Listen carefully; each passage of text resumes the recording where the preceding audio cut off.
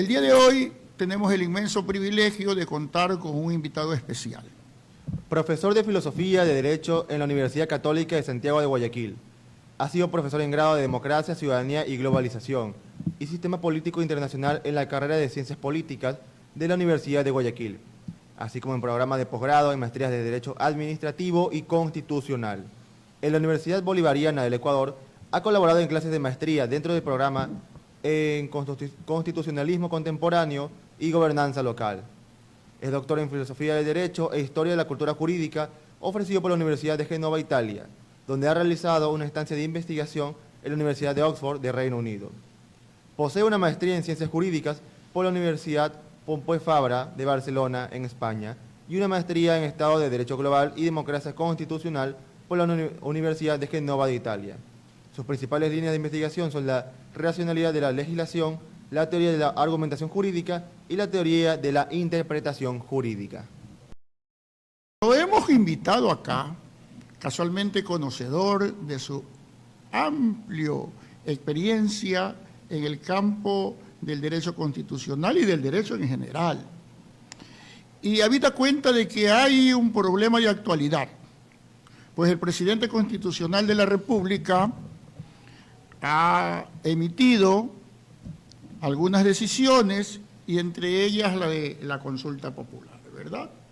Y la Corte Constitucional se ha pronunciado. Yo he visto en las redes, Luis Eduardo, que tú también has emitido algunos criterios, algunos conceptos, pero que sin embargo aquí queremos un poquito desmenuzarlo simplemente, ¿verdad? Aquí hay el dictamen y la Corte hace un resumen. La Corte Constitucional analiza una propuesta de enmienda por referéndum planteada por el presidente de la República, según lo cual se busca. 1.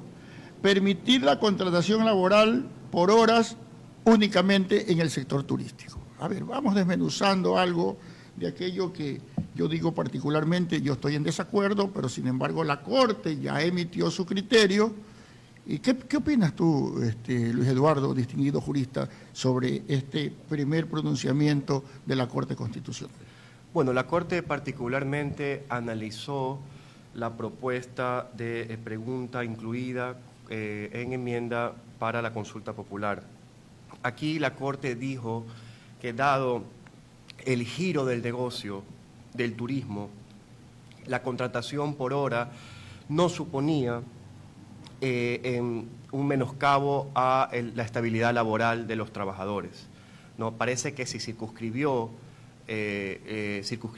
la argumentación jurídica al giro del turismo, ¿no? Que por tanto, al ser el turismo un tanto flexible en cuanto a horas, en cuanto a carga laboral, no parecería haber una colisión de derechos en lo que respecta con la estabilidad laboral, con los derechos sociales, con las prerrogativas los beneficios de ley que establece el Código Laboral, etcétera. Por supuesto que esta decisión es altamente cuestionada, Osvaldo, ¿no? Se puede estar en contra de esta decisión, pudo haber la Corte decidido de otra forma. Sin embargo, los argumentos que esgrime la Corte en este dictamen con respecto a la calificación de esta pregunta parecen ser razonables, ¿no? Digo parecen ser razonables porque siguen un orden lógico, dan razones que motivan la decisión, pero en definitiva se puede pensar de que la Corte pudo resolver de otra forma, ¿no? ¿Y no crees tú, Luis Eduardo, que abriría el camino? Porque las centrales sindicales y los obreros siempre estuvieron en contra de la precarización laboral, porque ellos entienden, claro, nosotros tenemos una visión un poquito más holística del problema, pues somos estudiosos del derecho y a lo mejor decimos, no, ¿por qué se va a violentar una garantía si es solamente para el sector turístico? Pero ¿no crees tú que abriría la puerta para en algún momento ir también generalizando este proceso del trabajo por horas en el cual unos pueden estar de acuerdo y otros en desacuerdo? ¿Cuál es tu criterio, Luis Eduardo? Yo creo que sí. Yo creo que lo que pretende el gobierno es introducir esta excepcionalidad para luego generalizar ese tipo de contratación. Recordemos que esta pregunta fue preguntada ya en la consulta popular anterior. Sí, perdió. Y que perdió. Entonces ahora insisten en lo mismo, pero más restringidamente. O sea que, ¿qué es lo que nos trata de decir? Que la voluntad del gobierno es hacerlo general, porque eso fue lo que preguntó anteriormente. Entonces lo que hace ahora es tratar de circunscribir esta pregunta al campo solamente turístico, pero con esas pretensiones que yo comparto, Osvaldo. Ahora, Correcto. la Corte no puede decidir por la voluntad popular de que si le interesaría o no aceptar determinada pregunta. La Corte vela por jurídicamente Así es. dar razones de la constitucionalidad de la propuesta, que eso es algo en que en definitiva, por lo menos el arropaje, tanto la forma como la argumentación de la pregunta, la Corte lo convalidó. Luego, bueno, hay que hacer estas distinciones políticas para estar o bien a favor de esta pregunta o en contra. Yo particularmente estoy en contra de esta pregunta por ese peligro que usted avisora, Osvaldo, que es que se generalice este tipo de Y contratación. conste que no nos hemos puesto de acuerdo. Sí, no, para nada. Mi criterio es radicalmente en contra también. No nos hemos puesto de acuerdo y aquí vamos a discrepar, podríamos discrepar, Luis Eduardo, porque evidentemente los seres humanos tenemos ese derecho, ¿no? Ahora, el presidente constitucional de la República tiene también su derecho y está haciendo uso del derecho al preguntarle al pueblo si está o no está de acuerdo. Claro, ha restringido ahora única y exclusivamente a una circunstancia muy particular, pero anteriormente lo hizo de una manera generalizada y ahí fue negada la pregunta, ¿no? Correcto. También en la pregunta 2 se refiere a reducir el número de asambleístas y aquí está toda la literatura que la Corte Constitucional emite y emite ahí sí parece un pronunciamiento. ¿De qué tipo, Luis Eduardo?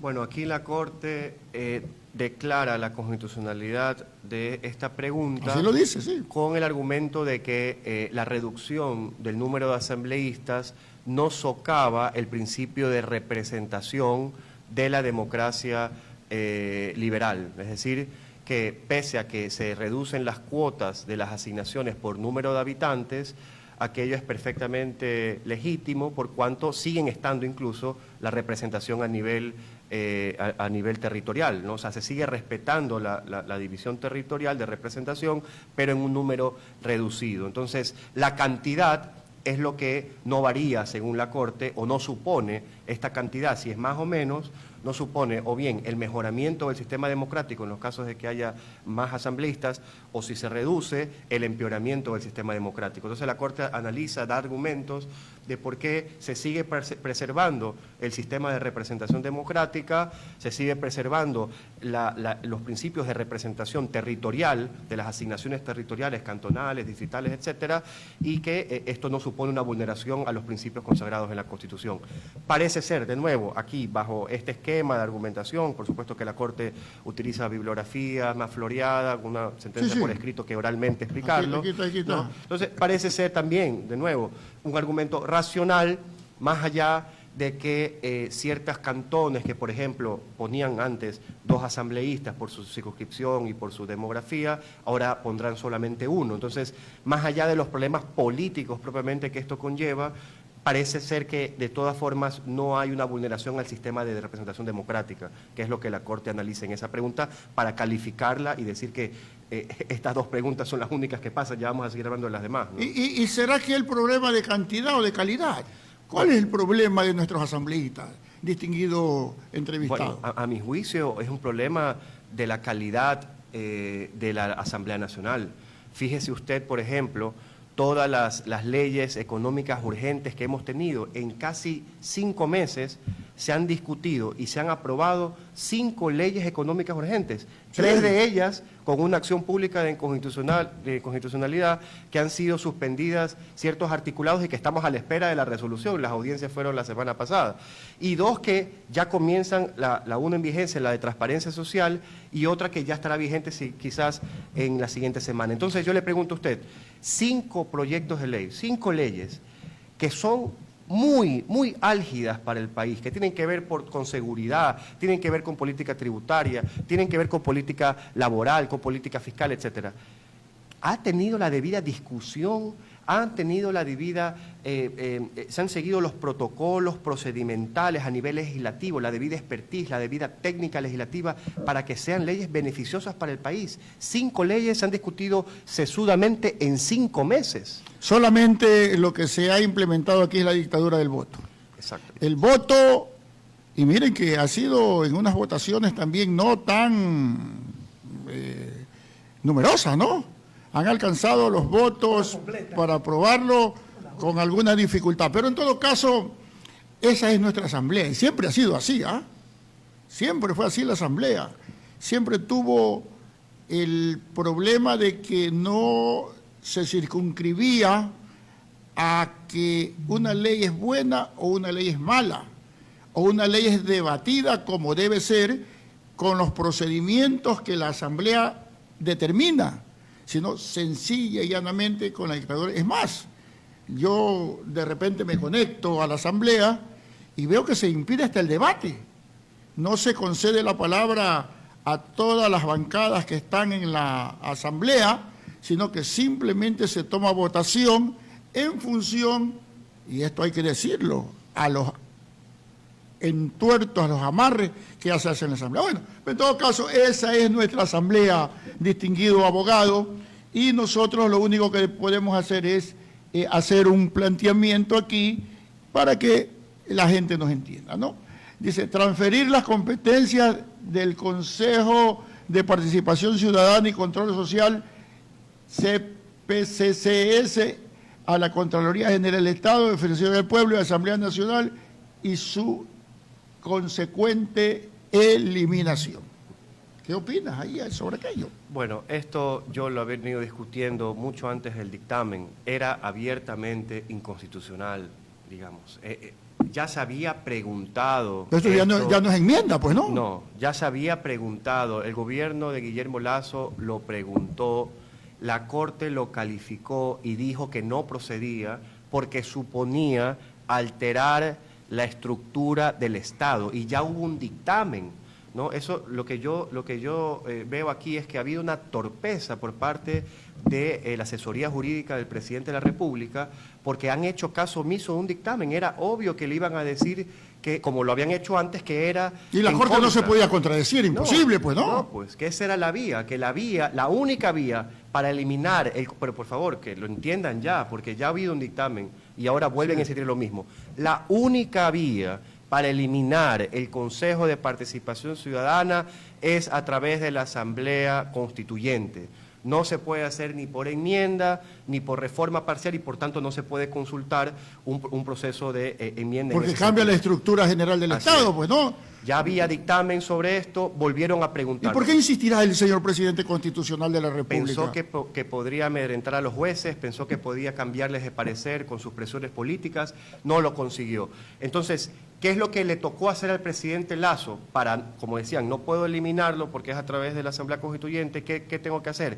Lo declaraba casi acéfalo, le quitaba las competencias de designación. Y se las trasladaba a la Asamblea. Se las trasladaba a la Asamblea, y eso sí calificó. Yo creo que va a terminar haciendo lo mismo, si es que quiere insistir en este tema, el presidente Noboa. Y seguramente va a esperar el no, porque el pueblo ecuatoriano votó no en esa pregunta. Bueno, nuestro pueblo a veces vota no, a veces vota sí, a veces elige un presidente constitucional, después elige otro. Yo creo que la voluntad popular está también supeditada a cómo está en un momento determinado la simpatía o la antipatía del presidente constitucional de la República. Casi nunca son asuntos de fondo, de análisis de las preguntas, sino más bien cómo está la simpatía o cómo está la antipatía del presidente constitucional de la República. En todo caso, sin habernos puesto de acuerdo, Luis Eduardo, estamos coincidiendo.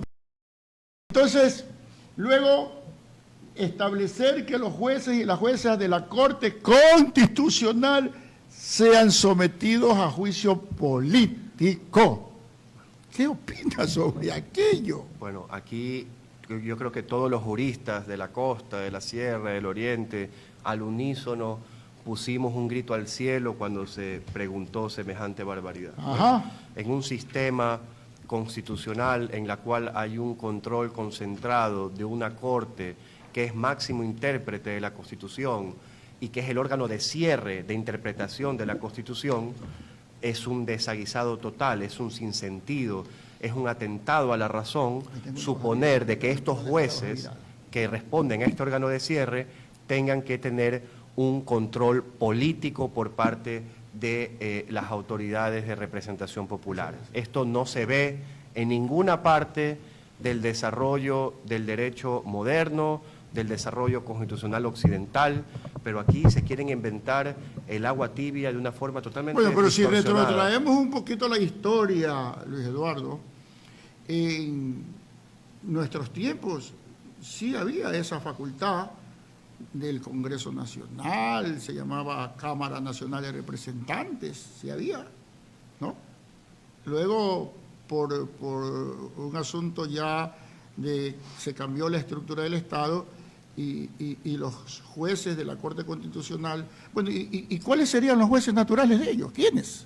¿Cómo? No, fíjese usted, lo que existía antes era este Tribunal Constitucional, Sí, claro. que era un tribunal de la Corte Nacional. Sí, era la ¿no? categoría, sí. Cuando, con la Constitución del 2008, cuando se crea un órgano concentrado de constitucionalidad, una Corte Constitucional especial para ser máximo intérprete, no responderían políticamente por sus sentencias o por sus decisiones que se supone que son técnicas desde el punto de vista jurídico.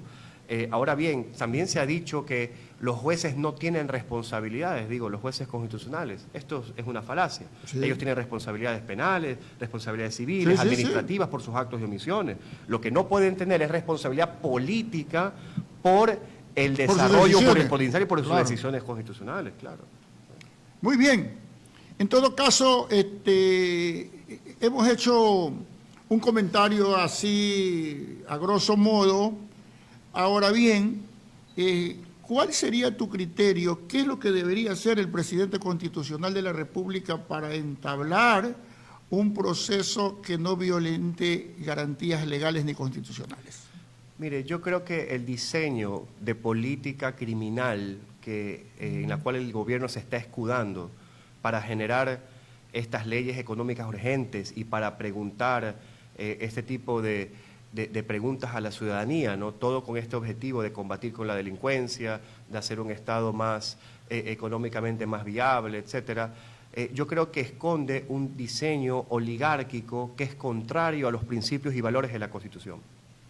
Si nosotros nos ponemos a leer el capítulo 6 sobre el régimen del desarrollo y buen vivir, nos damos cuenta que nada de estos articulados, de estos capítulos que son guías de acción para la administración, para generar bienestar, para generar tranquilidad, para generar prosperidad económica, nada de estas guías de acción han sido satisfechas por el gobierno nacional. No le interesa el desarrollo en los términos que establece la Constitución. A mi juicio, lo que se está instalando es la perenización de un Estado oligárquico que a través de un gobierno oligárquico lo que hace es profundizar las desigualdades sociales, mejorando los intereses de clase de la oligarquía que hoy nos gobierna, pero que al amplio campo popular, jubilados, trabajadores, estudiantes, empleados públicos, etcétera, está atacando constantemente sus derechos, su estabilidad,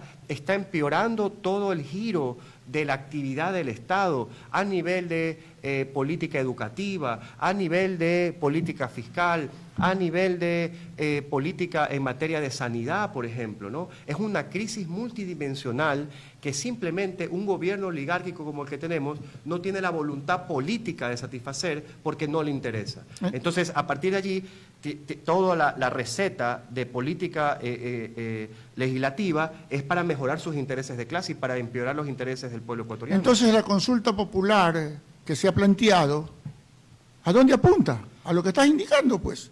Me da la impresión. Por supuesto. Por ejemplo, usted ve la negativa, porque dicho sea, vamos a seguir analizando las preguntas, ¿no? Sí, claro. La que tenía la justificación de pasar la pregunta en torno a eliminar la prohibición de los casinos y juegos de azar para disque cobrar un 25% del IVA sobre ese giro de negocio. ¿Sí? Bueno, aquí incluso la Corte, esto para vergüenza de la asesoría jurídica del presidente, les dice que ni siquiera saben preguntar, porque no hicieron la pregunta con una respuesta sí o no, sino que la hicieron compuesta, con desarrollo. Cuando tienen que preguntar sí o no, pues en una consulta popular, era obvio. O sea, estos juristas no saben ni preguntar, ¿no? Algo que para un profesor, imagínese usted que hace un examen de sí o no y usted pregunta alguna pregunta de desarrollo, el estudiante le va a decir, oiga, profesor, usted se ha equivocado. Bueno, eso le ha dicho la Corte Constitucional. O sea que y lo declaró inconstitucional no por saben eso. hacer una prueba objetiva. No saben hacer una prueba objetiva. No saben formular una O sea, pregunta. y si no saben formular la pregunta, ¿cuál sería el papel de la Corte Constitucional en este caso? Bueno, el papel en el que en este momento se han visto forzados por la fuerza de las circunstancias y por cumplir con las normas, prácticamente a tener un enfrentamiento con el Poder Ejecutivo. Bueno, a la Corte, ¿qué le tocó decir? La pregunta es compuesta, no califica. Y luego la pregunta versa sobre muchas materias, porque querían incluir el tema del 25% como que si fuera una cuestión de política tributaria, ¿no? Entonces, aquí hay muchas cuestiones que lo que quiero mostrar es que lo que tratan de hacer es generar un nicho de negocio para que enseguida esa oligarquía lo capte y a partir de ahí mejorar sus intereses. Habrá que ver, por ejemplo, nosotros tuvimos un desarrollo económico del 2011 que inició la prohibición hasta el 2017, 18, que crecíamos cerca del 2, 3, Sí, 4% y había crecimiento, había crecimiento económico era sin uno, ese negocio. era uno de los países de Latinoamérica que más crecía. Por supuesto, y sin ese negocio, ¿no? Entonces ahora se quiere vender de que tenemos que crecer por incluyendo una cuestión de esta forma, cuando más bien la lucha contra el lavado de activos tiene que ser diáfana y de alguna forma este tipo de giro de negocio es propicio para el lavado de activos. Bueno, pero en todo caso, lo importante es que ver la esencia de la pregunta que apunta, como usted lo indica, solamente a favorecer a las clases oligárquicas, ¿verdad? A los hoteles de las estrellas, no sé, 3 estrellas, 4 estrellas, 5 estrellas, y en alguna medida también perjudicar a las clases populares. Porque ustedes saben, a veces el pueblo va y se gasta en los casinos lo que tiene que para la semana darle a alimentar a sus hijos. A veces es una realidad lacerante, pero es la realidad. En definitiva, la consulta popular no es nada más que un engaño para que el presidente constitucional de la República pueda tener más poder político. Yo así lo entiendo, no sé cómo lo ve usted. Yo creo que sí, que la consulta popular es un ejercicio político en la cual el gobierno quiere entablarlo para tratar de verse fuerte. Ya vamos a ver si se efectúa la consulta, creo yo que lo quiere hacer a finales de noviembre, ¿no? Justamente no quiere dejar que pase mucho tiempo porque en definitiva es ostensible el declive que tiene el gobierno con respecto a los índices de popularidad. Es un gobierno que se está desgastando día a día, entonces la consulta la tiene que hacer, si quiere tener posibilidades de victoria total o parcial en la consulta popular, va a necesitar que se haga cuanto antes. Entonces, seguramente el Consejo Nacional Electoral no va a poner ningún óbice y va a calificar con prontitud una vez que el gobierno esté de acuerdo con los criterios de la Corte, pero a mi juicio me parece que la Corte con estos 3 dictámenes y con estas negativas expresas a las preguntas, salvo que quiera reformular o que quiera agregar otras preguntas, a mi juicio ya es un tiempo. Pero ya no le va a dar el tiempo. No pues. le va a dar el tiempo. Estaba indicando el presidente que iba a hacer la consulta en el mes de noviembre, entiendo, ¿no? Claro, yo creo que ya sería muy alarmante que pudiera ingresar ahora otras nuevas preguntas hasta que la Corte le califique, hasta que el CNE, o sea, no, como usted dice, yo también comparto esa apreciación, no le alcanzaría el tiempo.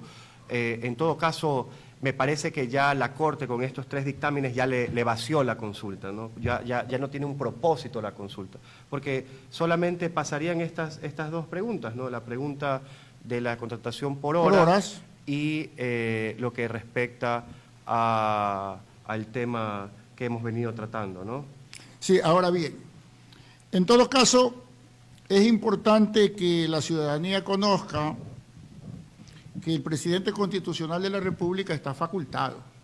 No es que está violentando ninguna norma ni ninguna garantía constitucional de preguntarle al pueblo.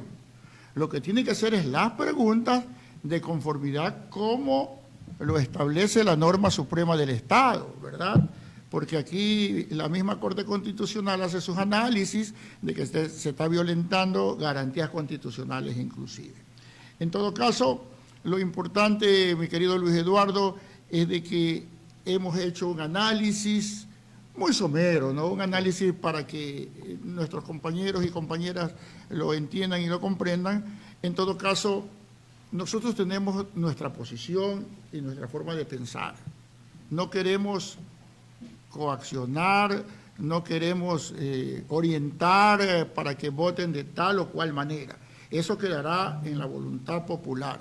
Sin embargo, sí estamos obligados como profesionales del derecho a hacer los análisis respectivos, como aquí lo ha hecho nuestro invitado, a quien le agradecemos por su presencia y queremos que de todos modos dé un mensaje a esa gran audiencia que tenemos. Sí, yo quisiera simplemente abogar a la discusión en torno a mejorar el espíritu crítico de la ciudadanía ecuatoriana. Yo creo que hace falta espíritu crítico, hace falta ver las cosas públicas como algo sumamente importante, ¿no? Hay una desafección ciudadana por la política. Yo sé que a veces la política suele ser difícil, suele ser desilusionante, pero hay que seguir ese camino porque en definitiva la política es el único instrumento que se tiene para el cambio social. Y si se rehúsa a hacer política no se cambian las cosas y más bien quienes sí están interesados en cambiar y seguir perpetuando intereses de clase estarán cada vez más empeorando las condiciones de la ciudadanía. Y quiero terminar con esta idea. Me parece que la academia, me parece que las personas que ocupan un rol de mejoramiento de la calidad universitaria, un rol de mejoramiento de los futuros profesionales de este país, necesitan tener más presencia en el espacio público, como en efecto usted a través de esta radio me está dando la posibilidad a mí, porque es hora de que los ciudadanos entiendan, de que el pueblo común ecuatoriano, los trabajadores entiendan, de que hay una forma diferente de pensar, de que hay una forma diferente de actuar a nivel político y que hay criterios que son más racionales para el desarrollo de este país. Y yo sí creo en la responsabilidad social que tienen los académicos, los profesionales, de poder brindar ese tipo de comunicación a la ciudadanía para tratar de mejorar y sacar adelante el país. Muchas gracias a nuestro invitado.